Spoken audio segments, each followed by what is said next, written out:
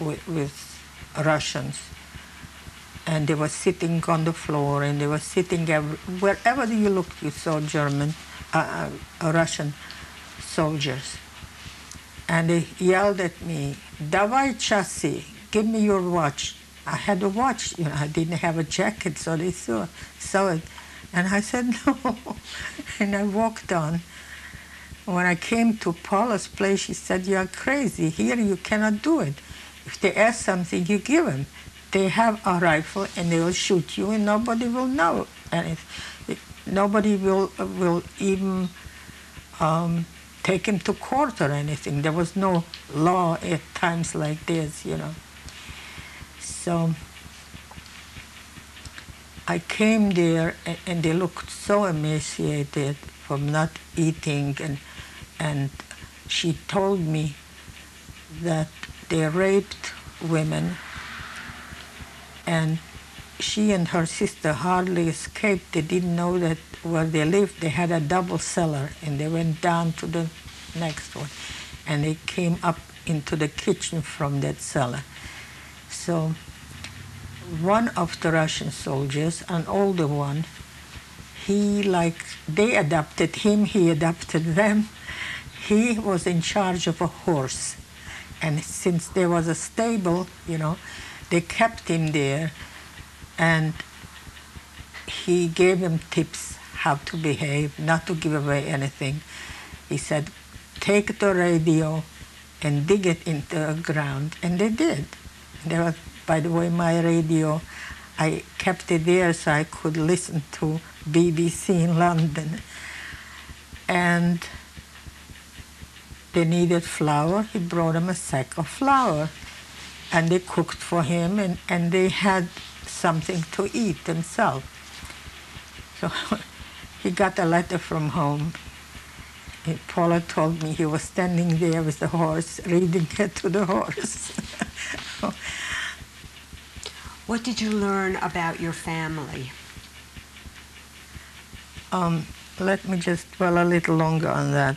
I had to go back to Staratura because they did not want the child without me, And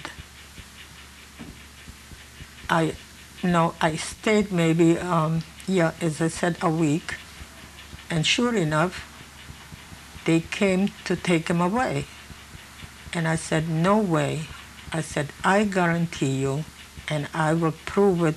I'll bring you signatures from Dr. Rohachkova, from Rafayova, from any place you want to testify that these people were not Nazis. They were so anti-Nazi that she refused the greeting Heil Hitler, and she lost the job because of that."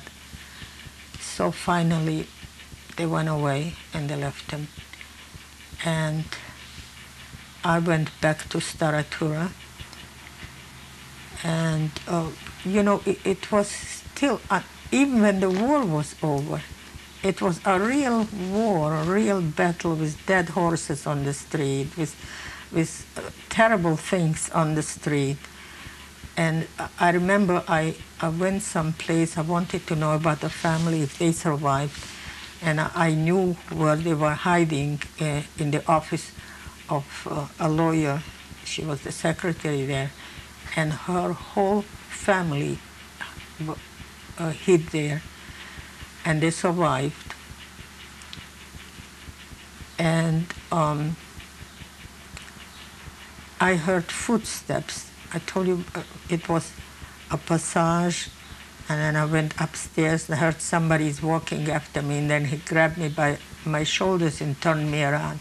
And it was a Russian soldier, or maybe an officer, and he just tried to tell me, "Why am I afraid?" We, the liberators, I was really embarrassed, but at the same time, I showed him, "This is my office," And he went away. And I met my friends there, and then 2 days later or so, I had to go back. So things were not consolidated. It was still war, and they still I don't know why, they still went towards Berlin. But by the 9th, I guess it was over, and they must have stopped someplace. So we were liberated by the Russians. And Paula let me know when the people started to, it was really a trickle by trickle. They came in, they could not walk, they were on carts, they were pulling the cart, whoever had the strength to do it. And so she wrote to me once that my sister came back. And I wrote back right away that she should come to the place where I am. And she stayed with me like a week or so and started to recover. And she looked, by then, she was already eating since the liberation. But she had blotches on her skin, like brown blotches. It was from malnutrition. And again, the girls left the room, and I was with her alone. And the nuns brought the food. They gave her double portion. They gave me the food, and she ate it all. What did you find out about your husband? Nothing. All this time, I went there to the office, where the people registered, and I asked people who came back, and nobody knew anything. But my sister told me that she saw him a few times in Auschwitz, and then she stopped seeing him. And that was it. That's all I have. And I am trying to trace all my relatives, and I gave them very good information when they left, here to the Red Cross, and they sent it to Arlington, Germany, where they have the real files. And I went to Suitland, Maryland, near Washington, to the National Archives, and no sign. When you went back to Bratislava, did you have any obstacles put in your way? So, were there any obstacles for you to resume your life? The obstacle was that I didn't know what to do. I wanted to go back to work because I got a postcard from the former owner, the Jewish owner, that I should come back and I wouldn't have a care, I should come back to work. But I didn't have a home. I didn't have where to go. Everything was bombed out, and whoever got a room, it was at a premium price, So I explained to Paula she should tell him. And I decided to come back when my sister arranged. We got back some of the furniture, and we took the apartment where the landlord lived, where I was hiding, and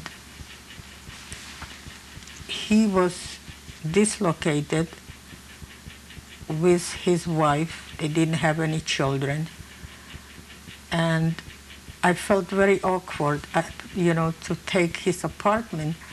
But they told me, if you don't take it, somebody else will. You might just as well. So I took the apartment, and it was right next door to Paula's place. So I made up my mind that she would take care, not Paula, her mother, of the child, because my sister, when she came back from Auschwitz, she was not able to take care of a child. First it was euphoria, she's free, she's home. And then she became terribly depressed. I had to take her to doctors and so on. So she was not able to take care of the child. So the Illiks were in a way glad that they will have the protection. And when I got my job back, when I spoke to Mr. Frankel, I said, I'm not coming back for the salary that I had. I have to take care of my sister, my child. He said, you name the salary and I'll give it to you. And I did. I said $4,500.